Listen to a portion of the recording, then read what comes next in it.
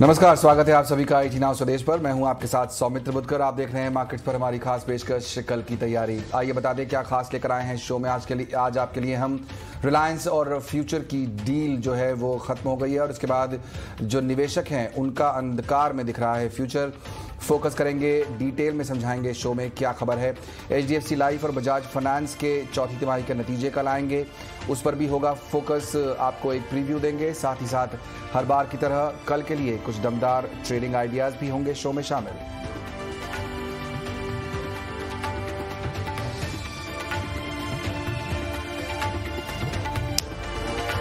और चलिए सबसे पहले बात बाजार में हुए आज के एक्शन की करते हैं। खराब ग्लोबल संकेतों की वजह से आज बाजार में गिरावट देखने को मिली। निफ्टी 200 अंक से ज्यादा टूटकर 17,000 के नीचे बंद हुआ। बाजार में आज के पूरे दिन का एक्शन और अपडेट लेकर मौजूद है मेरी सहयोगी मानसी दबे। तो दिन भर कारोबार तो हमने कमजोरी के साथ ही ट्रेड होता हुआ देखा, लेकिन शुरुआत बैंक निफ्टी के साथ करना चाहेंगे क्योंकि बैंक निफ्टी ने आखिरी कुछ मिनटों में बाजार को यूं संभाला कि क्लोजिंग भी अच्छी 155 अंकों की तेजी के साथ बैंक निफ्टी में देखने को मिली। इसके अलावा निफ्टी और सेंसेक्स में कमजोरी के साथ ही कामकाज दिन भर हमने देखा। ऑफकोर्स आज सुबह ही ग्लोबल मार्केट से जो सेंटिमेंट्स आ रहे थे वो भी बयां कर रहे थे। FIIs की सेलिंग थी, वो भी हमारे लिए एक फैक्टर थी, साथ ही कई सारे फैक्टर्स और रिजल्ट स्पेसिफिक सीजन है तो वॉलेटाइल मार्केट्स, मंथली एक्सपायरी का हफ्ता है तो पहला दिन वॉलेटाइल ही शुरू होता हुआ हमने देखा। इस बीच निफ्टी ऑटो इंडेक्स में अच्छी स्ट्रेंथ आज दिन में हमने देखी, जहां पर मारुति सुजुकी, TVS मोटर्स ने अच्छा परफॉर्म कर दिखाया। तो आज सेल ऑफ था, लेकिन ऑटो स्पेस में कुछ तमाम काउंटर्स थे जो कि अच्छी परफॉर्मेंस दिखा रहे थे। इस बीच FMCG स्पेस की अगर बात करें, शुरुआत में FMCG में आज हमने कमजोरी देखी, लेकिन 2 से 3 बजे के बीच एक खबर आती हुई दिखी कि इंडोनेशिया एक्सपोर्ट बैन से क्रूड पाम ऑयल और RBD ऑयल जो है वो बाहर है। इन दोनों पर एक्सपोर्ट बैन नहीं लगता हुआ दिखेगा और इस खबर के ठीक बाद हमने FMCG स्पेस में अच्छी बढ़त के साथ HUL, गोदरेज एग्रोवेट, मैरिको, रुचि सोया, अदानी, विल्मर जैसे काउंटर्स पर ट्रेड देखा। इस बीच आखिरी कुछ मिनटों में मेगमनी फाइन केम के नंबर्स आते हुए दिखे। इस स्टॉक पर भी नजर करनी चाहिए क्योंकि यहाँ पर नतीजे जो थे दमदार आते हुए दिखे। मुनाफे के फ्रंट पर अच्छे आंकड़े थे, वहीं बिक्री भी अच्छी आती हुई दिखी, जिसका सीधा इंपैक्ट था जो कि मेगमनी फाइन केम पर देखने को मिला। करीब 13-14% तक की बढ़त के साथ इस स्टॉक में पोस्ट रिजल्ट हमने रिजल्ट स्पेसिफिक एक इंपैक्ट देखा। गेनर्स की अगर बात करें, ICICI bank, Bajaj auto, HDFC bank, Maruti Suzuki जैसे स्टॉक्स थे जो अच्छी तेजी दिखा रहे थे। और आज निफ्टी में गिरने वाले स्टॉक्स की अगर बात करें, इस सूची में coal India, BPCL, Tata steel, SBI life जैसे स्टॉक्स शामिल रहे जो कि लाल निशान के साथ बिकवाली का दबाव देख रहे थे। मिड कैप गेनर्स की अगर बात करें, Adani power, Varun beverages, Godrej Agrovet, AB capital जैसे स्टॉक्स इस लिस्ट में शामिल रहे।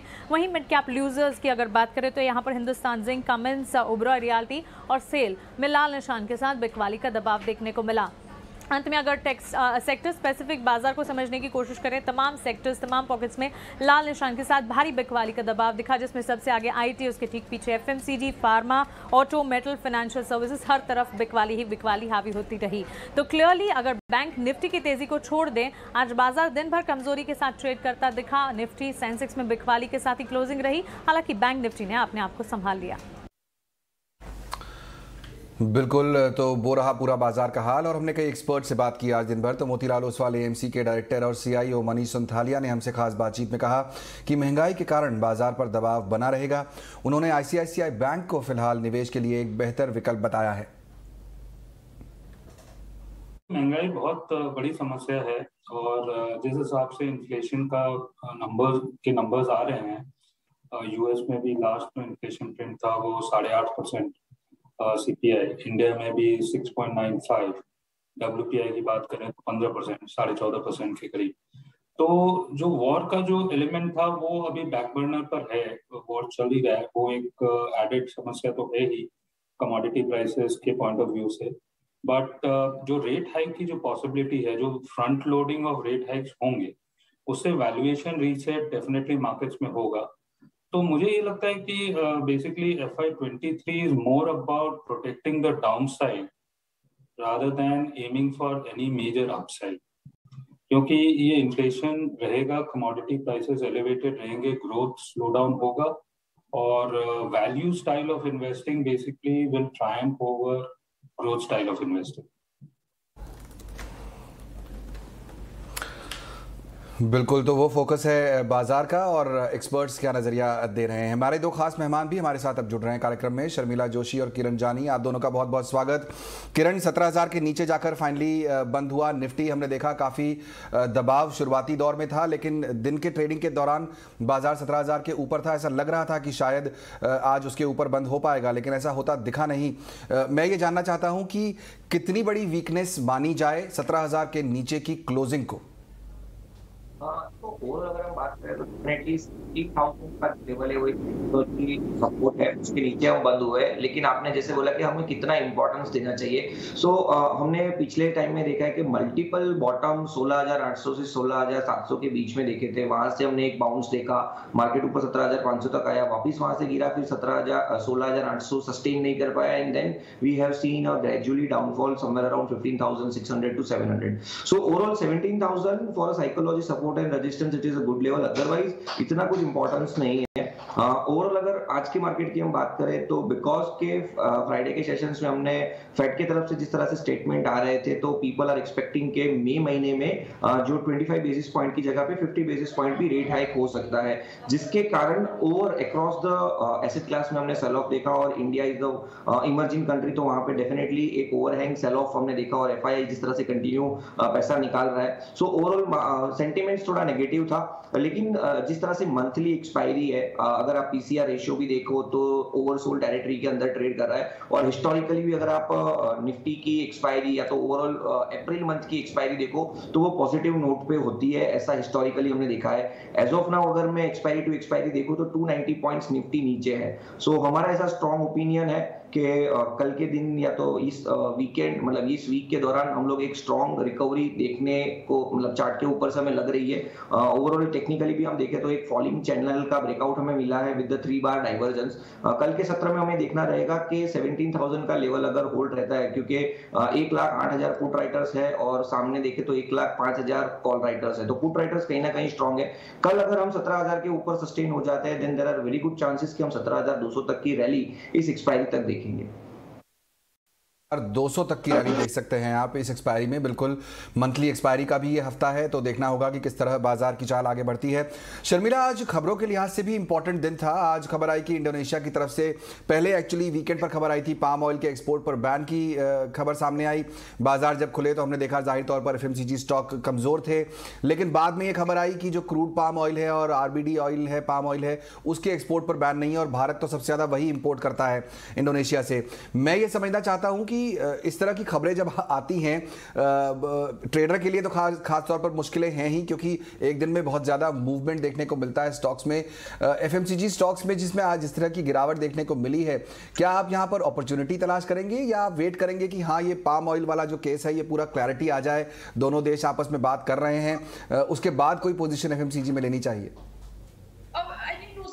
एक तो let's talk about this issue जो जिसका आपने जिक्र किया, जैसे कि आपने कहा कि इस तरह की खबरें आई थिंक एक नियर टर्म इम्पैक्ट हम देख सकेंगे एफएमसीजी स्टॉक्स के लिए, बिकॉज जब तक चीजें क्लियर नहीं होती और बैक एंड फोर्थ चलता है कि how India is really impacted, और कंपनीज भी अपना स्टैंड क्लियर नहीं करती है कि what oil is it that they actually import, और उस पर what the situation is on that. तो आज इस तरह का फॉल है वो लार्जली सेंटिमेंट ड्रिवन रहता है, बिकॉज इस तरह की खराब खबर आती है ऐसे मार्केट में जहां पर वैसे भी हम करेक्शन देख रहे हैं फॉर वेरियस रीजंस, जिस तरह से ओवरनाइट यूएस मार्केट्स थे to what we opened from Friday, और जिस तरह की क्यूज है, तो मार्केट एनीवे थोड़ा एक नेगेटिव मूड में था और उसमें ये खबर आई, तो it is only going to make matters worse. Coming to investment in FMCG stocks, I think that's उसको मैं अगर थोड़ा अलग देखूं तो लेट्स नॉट फॉरगेट कि फर्स्ट क्वार्टर में जो बड़ी कंपनीज है, वेदर इट्स एन एचयूएल और एन नेस्ले, उन्होंने एक तरह से इन्फ्लेशन का को टैग किया ही था कि उन्होंने इतना बड़ा ये लेवल नहीं देखा है इन्फ्लेशन का in almost like a decade, और ये ग्लोबल इवेंट है, so because of whatever factors they are going to face pressure on their margin. So I think keep that in the back of your mind, और जब उनके नतीजे आए उस पर आप react, market will react, और उसके बाद आप निवेश करें। For a long term investor, yes, ये opportunity मिलेगी उनको in the good stocks, whether it's an HUL, whether it's an Nestle, stocks like that. लेकिन मेरे हिसाब से आपको रिजल्ट्स का इंतजार करना चाहिए। So more than the impact of आज की जो खबर है उसकी तो क्लैरिटी आएगी ही है, लेकिन आपको रिजल्ट्स का भी इंतजार करना। करेक्ट। तो रिजल्ट का सीजन चल रहा है, थोड़ा पेशेंस दिखाएं, रिजल्ट का इंतजार करें तो एफएमसीजी में मौके मिलेंगे। लेकिन किरण, कई ट्रेडर्स होंगे जो थोड़े से उतावले हो रहे होंगे ये देखने के लिए कि भाई एफएमसीजी, एचयूएल जैसे स्टॉक में 1.5 से 2% की गिरावट, नेस्ले में हम देख रहे हैं, मैरिको में देख रहे हैं, अपॉर्चुनिटी कहीं चार्ट्स के तौर पर दिख रही, चार्ट्स के हिसाब से आपको दिख रही है किसी एफएमसीजी स्टॉक में अगर कल पोजीशन लेनी हो तो ओवरऑल अगर हम निफ्टी एफएमसीजी का चार्ट देखें तो एक अच्छा खासा प्राइस करेक्शन हमने देख लिया है। ऑलमोस्ट 42,000 से जो इंडेक्स है वो हम देख रहे हैं नीचे में 34 और इनफैक्ट 33,500 तक का हमने एक ड्रास्टिक करेक्शंस देख लिया है। उसके बाद स्लो एंड ग्रेजुअली पेस में हमने एक रिकवरी देखी और इस रिकवरी के दरमियान एक inverted head and shoulder pattern formation हमें निफ्टी एफएमसीजी के ऊपर एक फॉर्मेशन दिख रहा है और आज उसने रीटेस्टिंग भी किया है। टेक्निकली देखें तो अपनी इंपॉर्टेंट मूविंग एवरेजेस के ऊपर भी ट्रेड कर रहे हैं और काफी टाइम हमने देखा है कि जब मार्केट एक साइडवेज ट्रेंड में हो या तो थोड़ा नेगेटिव साइड पे हो तब एफएमसीजी सेक्टर ऐसा है जो डिफेंसिव सेक्टर में प्ले करता है। सो डेफिनेटली जैसे आपने बोला कि काफी सारे इन्वेस्टर्स का नजर हिंदुस्तान यूनिलीवर जैसी कंपनीज पे रहेगा। सो डेफिनेटली हिंदुस्तान यूनिलीवर 2050-2040 के आसपास एक अच्छा खासा सपोर्ट है। टेक्निकली डबल बॉटम ब्रेकआउट भी हमें दिख रहे हैं चार्ट्स के ऊपर, तो आप यहाँ पे एक्यूमुलेट कर सकते हो एज अ पोर्टफोलियो स्टॉक और एज एन इन्वेस्टमेंट 6 to 8 महीने का होराइजन रख के। ओवरऑल जो स्टॉप लॉस हमें रखना है वो 1980 का रखना है। जब तक 1980 के नीचे हिंदुस्तान यूनिलीवर क्लोजिंग बेसिस नहीं जाता है तब तक there are very good chances कि हम आने वाले 6 से 8 महीने में 2500 तक के लेवल्स देख सकते हैं। So Hindustan Unilever is the preferred choice in Nifty FMCG. Okay, तो यहाँ पर एफएमसीजी में अगर आपको जगह बनानी ही है अपने पोर्टफोलियो में तो लंबा नजरिया रखिए, जैसे किरण भी कह रहे हैं, जैसा कि शर्मिला भी कह रही हैं, 6 से 8 महीने का व्यू रखिए। स्टॉप लॉस 1980 का एचयूएल में दिया है, वो सबसे ज़्यादा सेफ स्टॉक दिखाई दे रहा है फिलहाल। एक और खबर जो इस वीकेंड पर आई और जिसका असर आज हमने देखा बाजार पर, वो था रिलायंस और फ्यूचर ग्रुप के बीच जो डील टूटी है वो। इसके बाद हमने देखा कि फ्यूचर ग्रुप के जो शेयर है उनमें तेज बिकवाली देखने को मिली। लेकिन अब यहाँ से फ्यूचर ग्रुप की राह क्या होगी और रिलायंस को इस पूरे मामले में क्या हासिल हुआ, ये बताने के लिए मेरे सहयोगी अंकुर मिश्रा हमारे साथ हैं। साथ ही निवेशकों की मुश्किलें यहां से कितनी बढ़ी हैं, डिम्पी कालरा ये बताएंगे। हमारे दोनों जो है टीम मेंबर्स जुड़ गए हमारे साथ। अंकुर, मैं आपसे शुरुआत करना चाहूंगा, फ्यूचर ग्रुप के लिए किस तरह की मुश्किलें बढ़ रही हैं इससे और अब क्रेडिटर्स क्या कर सकते हैं यहां से आगे? जी हाँ, बिल्कुल, जो लेंडर्स हैं उनकी मुश्किलें बढ़ी हैं और करीब 28,000 करोड़ रुपए का कर्ज है जो उनको बकाया, जो भुगतान नहीं हुआ है। अब इसके लिए इंसॉल्वेंसी की प्रक्रिया शुरू होगी। अभी बैंक ऑफ इंडिया ने ऑलरेडी एक एप्लीकेशन दी हुई है एनसीएलटी में, लेकिन वो फ्यूचर ग्रुप के खिलाफ इंडिविजुअली फ्यूचर रिटेल के लिए है। लेकिन अब आइडिया ये है कि फ्यूचर ग्रुप की जितनी भी कंपनियां हैं उनका एक साथ रिजोल्यूशन करने के लिए ग्रुप इंसॉल्वेंसी की अर्जी दी जा सकती है एनसीएलटी में और ये इंसॉल्वेंसी की कार्रवाई के दौरान हो सकता है, कोई सेपरेट पिटीशन को मूव करने की जरूरत नहीं है। इसी तरीके से वीडियोकॉन जो केस था वहां पर भी ग्रुप इंसॉल्वेंसी हुई थी, वैसे ही अब शायद ग्रुप इंसॉल्वेंसी फ्यूचर ग्रुप के लिए हो सकती है। हम अगर यहाँ पे बात करें कि ये आखिर ये नौबत क्यों आई, तो करीब 69% जो लेंडर्स थे उन्होंने वोट किया था डील के खिलाफ और इस वजह से ये डील फाइनली आरआईएल ने बोला कि डील टूट गई है। बिल्कुल, तो ये तो सिचुएशन बनी, लेकिन अंकुर ये भी समझना जरूरी है कि रिलायंस ने अब इस डील को रद्द कर दिया है। तो इतना जो एफर्ट लगाया, इतने कुछ समय से, इतने सालों से जो काम चल रहा था, उससे आखिरकार रिलायंस को हासिल क्या हुआ?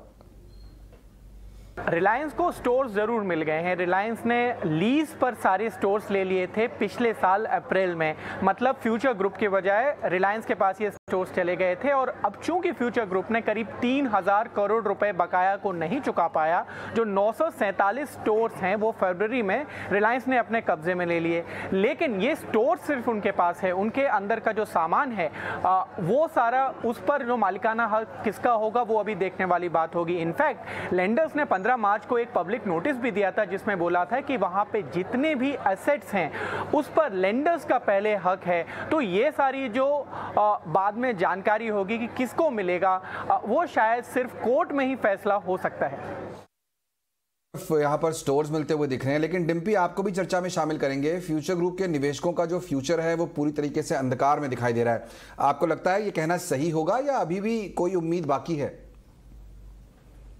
देखिए, आपने जो मेरे पीछे तस्वीर देख पा रहे हैं ना, अपने आप में यही एक पूरी लाइन है और एक पिक्चर है जो बयान कर देगी कि रिटेल निवेशक कहाँ पे खड़े हैं। उनका फ्यूचर ज़रूर अंधकार में है। वजह आपको बता दें, जैसे दो बड़े प्लेयर्स आप खुद भी बता रहे थे, मेरे सहयोगी अंकुर, वो कह रहे हैं कि एक तरफ फ्यूचर ग्रुप है, दूसरी तरफ रिलायंस इंडस्ट्रीज़ है, लेकिन इन दोनों के बीच में जो खड़ा है वो रिटेल निवेशक खड़ा है। असल में रिलायंस इंडस्ट्रीज़ के डील टूटने पर एक पूरा मामला अब IBC के अंदर जा सकता है, यानी कि अब आगे चल के इंसॉल्वेंसी होगी इसकी, जो पुरानी प्रक्रिया होती है। और बार बार अंकुर हमको ये याद दिला देंगे, आप वीडियोकॉन वाले केसेस में जाके देखिए तो वीडियोकॉन वाले केसेस में आपको साफ पता लग गया होगा कि रिटेलर्स के हाथ में कुछ नहीं आया था। अब मैं आपको दूसरी इंपॉर्टेंट बात बताता हूँ, अगर रिलायंस इंडस्ट्रीज के बराबर की कंपनी या फिर कोई बड़ी अच्छी कंपनी, बड़ी कंपनी नहीं आती है, तो फिर ये जो 27,000-28,000 करोड़ का कर्ज है जो कि मोटा मोटी रिलायंस इंडस्ट्रीज दे रहा था, वो अब क्या दूसरी कंपनी दे पाएगी? इस तरह के एटमॉस्फेयर के बाद क्या दूसरी कंपनी भी उतना ही पैसा देगी? ये सेकंड क्वेश्चन है। अगर आप इसमें 30% का कट भी लगा देंगे तो ये पैसा 20,000 करोड़ से नीचे खिसक जाएगा। और इस दिक्कत के अंदर ये क्या होगा कि जो सिक्योर्ड क्रेडिटर्स हैं, क्योंकि प्रोसेस है, IBC की प्रक्रिया है, और IBC की प्रक्रिया ये कहती है कि पहले आपको लीगल्स देना पड़ेगा, फिर सिक्योर्ड क्रेडिटर, फिर क्रेडिटर, फिर बाद में निवेशक आएगा, रिटेल निवेशक आएगा। अगर मान लीजिए 27 से 20 भी मामला हो गया तो रिटेल निवेशकों के पास कुछ नहीं आने वाला। ये तीसरी इंपॉर्टेंट बात। दूसरा, कंपनी के पास जो 25 से 28,000 करोड़ रुपए का कर्ज है, इसमें काफी बड़े बड़े प्लेयर है, खुद प्रमोटर का स्टेक भी इसके अंदर इंक्लूड है, जो कि प्लेज पड़ा हुआ है आगे चल के। अब आते हैं रिलायंस इंडस्ट्रीज के साथ जो डील हुई है उसमें अभी तक का नुकसान कितना हुआ है। अगर वैसे आप मोटा मोटी देख रहे हैं तो एक साल में निवेशक ऑलरेडी 50% का घाटा उठा ही चुके हैं, क्योंकि हमने जो आपके सामने डाटा रख रहे हैं ये वो सारी कंपनीज है जो फ्यूचर ग्रुप की हैं। करीब 6 कंपनीज ऐसी हैं, इसमें एक कंपनी ऐसी है जिसमें फ्यूचर के ग्रुप के प्रमोटर ने कोई स्टेक नहीं खास बेचा, लेकिन सब में गिरावट 50% से ज़्यादा है। और मैं सिर्फ इसी साल की आपके बात बता रहा हूँ, यानी कि एक साल में निवेशक ऑलरेडी अपने पैसे का 50% गवा चुके हैं। और ये डील क्रैक होने से, IBC में जाने से ये प्रोबेबिलिटी हाई हो गई है कि निवेशकों को अगर मिला भी तो बहुत कम मिलेगा, नहीं तो हो सकता है ना भी मिले। इसलिए हमने जो आपको पहली तस्वीर दिखाई थी अंधकार में फ्यूचर, मोटा मोटी यही कहानी सामने निकल के आती है। शुक्रिया अंकुर और डिम्पी उस पूरे एनालिसिस के लिए। शर्मिला, आपने कैसे इस स्टोरी को रीड किया? जैसा डिम्पी बता रहे हैं, यहाँ पर अब जो फ्यूचर ग्रुप के निवेशक हैं उनकी तो स्थिति यहाँ से बेहतर होती दिखाई नहीं दे रही। रिलायंस के लिए भी कोई खास उनके हाथ में स्टोर जरूर लग रहे हैं, लेकिन डील अगर पूरी हो जाती तो शायद बेटर होता। आपका क्या कहना है? बिल्कुल, ऐसी कोई बात नहीं है कि कोई अच्छी बात हुई है फॉर आइदर पार्टी, लेकिन डेफिनेटली जो who stands to lose more is the future group, क्योंकि at the end of the day कुछ ना कुछ तो रिलायंस के हाथ आया है। और इतने सारे स्टोर्स आना कोई अपनी भी बुरी बात नहीं है, because they are also keen to increase their footprint. तो उनको it depend on how fast वो चीजें कर सके, एंड वो भी शायद नहीं कर सके बिकॉज इतना सब लीगल सब चीजें चलेगी, so it's not going to be easy. But I think for Future Group it's worse news, क्योंकि जैसे कि अभी आप डेटा सुन ही रहे थे कि apart from the promoters having pledged there shares and investors losing, it is a lose-lose situation, whichever way you look at it, whether you look at it from a retail investor's perspective, whether you look at it from the bank's perspective जिन्होंने कर्जा दिया है, whether you look at it from the promoter's perspective, so it's not a great development। और मेरे हिसाब से we've sort of पिछले 5-6 सालों में ऐसे लग रहा था कि these kind of incidents अब शायद नहीं होंगे, जहाँ पर इतने बड़े कर्ज, especially from the banking point of view also, ऐसे लग रहा था कि अभी ये सब चीजें सॉर्ट हो रही है। So this is not the best piece of news definitely to get, and of course very bad news for the future। उसका असर हमने देखा भी, स्टॉक प्राइसेस जिस तरह से फ्यूचर ग्रुप के आज टूटे हैं। रिलायंस पर भी दबाव देखने को मिला। रिलायंस खैर बाजार कमज़ोर था ब्रॉडली, उसकी वजह से भी गिरता हुआ दिखाई दिया, लेकिन स्टॉक इंपैक्ट तो पड़ा ही है। चलिए कल के 2 बड़े नतीजे आने वाले हैं, उन पर भी फोकस कर लेते हैं। HDFC लाइफ के नतीजे कल आएंगे। मेरे सहयोगी सौमित जुड़ रहे हैं मेरे साथ। सौमित, क्या उम्मीद कर रहे हैं HDFC लाइफ से? अगर आप हेडलाइन नंबर्स देखेंगे HDFC लाइफ की तो थोड़े बहुत म्यूटेड आने की एक्सपेक्टेशंस है। जो न्यू बिजनेस प्रीमियम है उसमें करीब 8% की ग्रोथ एक्सपेक्टेड है ईयर ऑन ईयर। अगर AP की ग्रोथ देखेंगे तो उसमें 7% एक्सपेक्टेड। VNB 5% से ग्रो कर सकता है और जो मार्जिन्स है उसमें थोड़ा सा कॉन्ट्रैक्शन एक्सपेक्टेड है, करीब 26.9% आ सकता है। पहले लास्ट ईयर का मार्जिन ये करीब 27.2% था। नेट प्रॉफिट अगर आप देखेंगे तो उसमें 13% YOY ग्रोथ एक्सपेक्टेड है। अब क्या फैक्टर्स है जिनकी वजह से ये ग्रोथ आ सकती है? पहले तो जो AP ग्रोथ है वो मॉडरेट इसलिए होगी क्योंकि बेस हाई थी और यूलिप का जो सेल्स था उसमें थोड़ा बहुत स्लो डाउन एक्सपेक्टेड है। नॉन पार सेगमेंट में भी स्लो डाउन एक्सपेक्टेड है एनालिस्ट को। अब यूलिप में स्लो डाउन इसलिए है क्योंकि मार्केट में काफ़ी ज़्यादा वॉलेटिलिटी देखने को मिली थी fourth quarter of financial year 2022 में। VNB ग्रोथ की अगर हम बात करें तो उसमें थोड़ा सा लो आ सकता है ये नॉर्मल AP ग्रोथ से, क्योंकि पहले तो AP ग्रोथ ही स्लोअर है और उसके साथ मार्जिन्स में भी थोड़ा बहुत कॉन्ट्रैक्शन देखने को मिल रहा है। इसी कारण जो AP ग्रोथ है वो लोअर देन VNB ग्रोथ है वो लोअर हो सकता है। मार्जिन्स में अगर ईयर ऑन ईयर हम देखते तो भले ही हमें कॉन्ट्रैक्शन दिख रहा है, बट क्यू ऑन क्यू अगर हम देखें तो थोड़ा बहुत एक इम्प्रूवमेंट देखने को मिल सकता है, क्योंकि यूलिप का कंट्रीब्यूशन फोर्थ क्वार्टर में कम होगा और एफिशिएंसी गेन्स के कारण। उसके अलावा अगर हम देखते तो कॉस्ट रेशियोज स्टेबल रहने के कारण जो कंपनी का नेट प्रॉफिट है उसमें 13% YOY ग्रोथ एक्सपेक्टेड है। और याद रखिएगा फोर्थ क्वार्टर एक की क्वार्टर होता है सारी कंपनी लाइफ इंश्योरेंस कंपनीज के लिए और सबसे बेस्ट क्वार्टर होता है फाइनेंशियल ईयर में फॉर लाइफ इंश्योरेंस कंपनीज। उसके अलावा और क्या चीज़ें ध्यान में रखनी होगी अर्निंग्स में? पहले तो परसिस्टेंसी रेशियो कहाँ पे आती है इन कंपनीज़ की, 13 मंथ और 61st मंथ इंपॉर्टेंट होता है, ये दोनों ट्रैक करना होगा। उसी अलावा मैनेजमेंट कमेंट्री क्या है ग्रोथ पे, कॉस्ट रेशियोज पे, प्राइसिंग चेंज कैसा है, कॉम्पिटिटिव सिनेरियो कैसा है इंडस्ट्री में, और कोई भी डिस्ट्रीब्यूशन स्ट्रैटेजी में चेंज अगर कंपनी ला रही है तो इन चीज़ों पे मैनेजमेंट कमेंट्री ध्यान रखनी होगी। शुक्रिया सौमित। तो कल देखेंगे नतीजे कैसे आएंगे। इसके अलावा एक और निफ्टी कंपनी बजाज फाइनेंस के भी नतीजे आने वाले हैं। हर्ष जुड़ गए हमारे साथ। अब हर्ष, बजाज फाइनेंस से क्या उम्मीद है कल? बजाज फाइनेंस अपने Q4 FY22 के नंबर्स डिस्क्लोज करेगा और हम देखते हैं कि ब्रॉडली स्ट्रीट का एक्सपेक्टेशंस क्या है। नेट इंटरेस्ट इनकम नंबर 33% से ईयर ऑन ईयर बेसिस पे बढ़ेगा। अब 5100 करोड़ के तकरीबन आसपास वो नेट इंटरेस्ट इनकम का नंबर आएगा। प्रोविजंस 23% से घटेगा ईयर ऑन ईयर बेसिस पे, तो वो प्रोविजंस का नंबर अब 950 करोड़ से जस्ट नीचे आएगा। और जब पैट का नंबर देखें दोनों साइड से काफ़ी अच्छा ग्रोथ है, अच्छा ग्रोथ नेट इंटरेस्ट इनकम से, डी ग्रोथ प्रोविजन से, तो पैट में इवन बेटर नंबर आएगा। 85% ग्रोथ एक्सपेक्ट कर रहे हैं हम पैट में। 2500 करोड़ का पैट एक्सपेक्टेड है बजाज फाइनेंस से। कस्टमर फ्रेंचाइजी जो कि ऑपरेशनल नंबर्स ऑलरेडी डिस्क्लोज कर चुका है कंपनी, तो customer franchise up around 19% already. जब हम न्यू लोन्स को भी देखें 16% up year on year basis पे, ये दोनों नंबर्स काफ़ी अच्छा। और जो AUM का ग्रोथ है almost 30% year on year basis पे, तो लार्जली एक good set of numbers expected है बजाज फाइनेंस से एज ऑलवेज।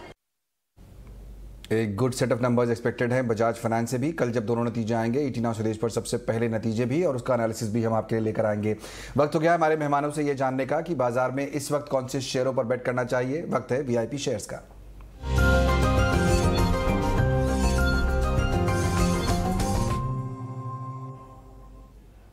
किरण, आपसे शुरुआत करना चाहूंगा। कल के बाजार को देखते हुए कौन से स्टॉक्स पर बेट करेंगे आप? ओवरऑल जिस तरह से अभी सेटअप चल रहा है तो काफी अच्छी बिकवाली हमको देखने को मिल रही है। और जिस तरह से चार्ट का सेटअप है हमें लग रहा है कि यहाँ से अब लार्ज कैप स्टॉक्स जो है वो परफॉर्मेंस देना चालू करेंगे और वहां से हमें कुछ अच्छे रिटर्न्स मिल सकते हैं। तो आज हमारे दोनों कॉल्स लार्ज कैप काउंटर्स में से रहेंगे। पहला काउंटर है HDFC बैंक, जिसमें हमारा कॉन्ट्रा कॉल रहेगा। हमने एक गुड न्यूज देखी थी कि HDFC बैंक का जो मर्जर होने वाला था उसके बाद एक ड्रास्टिक सेल ऑफ हमने देखा है। अब कहीं ना कहीं हमें लग रहा है कि 1340 1320 के आसपास एक अच्छा बॉटम HDFC बैंक ने फॉर्मेट किया है। लोअर टाइम फ्रेम में अगर हम देखें तो डबल बॉटम ब्रेकआउट भी हमें दिख रहा है। ओवरऑल वॉल्यूम में भी हमें एक अच्छा खासा अपटिक देखने को मिला है और OI की तरफ से भी हमें एक लॉन्ग बिल्डअप देखने को मिल रहा है। सो ओवरऑल HDFC बैंक हमें लग रहा है कि आउट परफॉर्म करना चाहिए आने वाले टाइम में। सो HDFC बैंक आप करंट मार्केट भाव से लॉन्ग करके जा सकते हैं। ओवरऑल हमारा जो स्टॉप लॉस है वो 1340 का है और हम देख रहे हैं कि एक दो दिन में हम 14, 10, 20 तक के टारगेट्स मिल सकते हैं। दूसरा हमारा जो स्टॉक है वो परसिस्टेंट सिस्टम में से IT में हमने एक अच्छी गिरावट देख ली, उसके बाद लास्ट 2-3 दिन से एक एक्यूमुलेशन हमें देख रहे हैं। और पर्टिकुलरली अगर मैं परसिस्टेंट सिस्टम की बात करूं, सो 200 डेज मूविंग एवरेज का एक स्ट्रॉन्ग सपोर्ट है। साथ ही साथ आप RSI देखोगे डेली चार्ट के ऊपर, सो वहां पे एक स्ट्रॉन्ग बुलिश डाइवर्जेंस भी हमको देखने को मिल रहा है। तो 4020-4000 के आसपास आप बाय ऑन डिप्स की स्ट्रेटजी से बाय कर सकते हैं। ओवरऑल 1-2 दिन में हमें लग रहा है कि 4150 तक के टारगेट देखने को मिल सकते हैं और स्टॉप लॉस के तरीके से आप 3920 मेंटेन कर सकते हो। कि परसिस्टेंट सिस्टम्स पर फोकस यहाँ पर लॉन्ग जाने की सलाह, और HDFC बैंक जो इतना गिर चुका है उसके बाद वहां पर भी खरीदारी की सलाह। शर्मिला, आपकी तरफ से कोई idea? Yes, I'm also going with a banking stock, ICICI Bank. हमने over the weekend उनके नतीजे देखे, बहुत अच्छे नतीजे थे, really stellar set of numbers, और सभी पैरामीटर्स पर अच्छे नंबर्स थे, whether it is margins, whether it is the loan growth, whether it is जिस तरह के the way they manage their NPAs और आगे चलकर किस तरह की ग्रोथ है, etc. So I think on all parameters they have delivered and they have delivered very well. और मुझे लगता है कि this is a stock that can be bought. आपको एक from current levels definitely you can expect at least 15%, but I would really recommend investors to stay invested in this for the longer term. बिल्कुल, नतीजों के बाद हमने देखा कि आज बैंक निफ्टी को चलाने का काम भी ICICI बैंक ने किया, और एक बड़ी ब्रोकरेज ने जो रिपोर्ट निकाली 1000 के ऊपर के टारगेट ICICI बैंक के लिए दिए हैं। शर्मिला भी कह रही हैं कि आप लीजिए और होल्ड कीजिए तो आपको अच्छे रिटर्न्स मिलेंगे। बहुत बहुत शुक्रिया शर्मिला किरण, समय निकालकर आज शो में शामिल होने के लिए। कल की तैयारी की पूरी टीम को दीजिए इजाजत, हम लेंगे छोटा सा ब्रेक, लेकिन आप कहीं मत जाइए, खबरों का सिलसिला लगातार जारी है ET नाउ स्वदेश पर।